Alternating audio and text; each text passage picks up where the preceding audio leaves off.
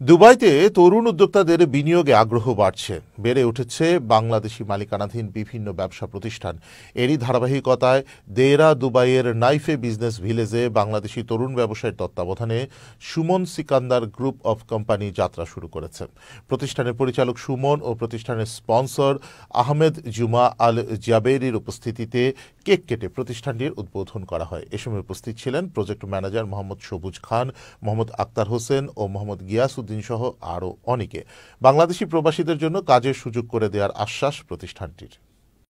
ইউএতে আমি আজকে প্রায় 17 বছর ধরে আছি। এখানে আমি আমার একটা প্রতিষ্ঠান কোম্পানি আমি আজকে 3 বছর ধরে চালাইতেছি।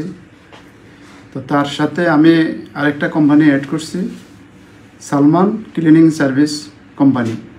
আমি আশা রাখি ইনশাল্লাহ আমাদের বাংলাদেশি যত ভাই বেরাদার আছে যাদের সমস্যা বিষয় সংক্রান্ত, ইনশাল্লাহ আমার কোম্পানিতে আমি তাদেরকে নিয়োগ করতে পারবো ইনশাল্লাহ।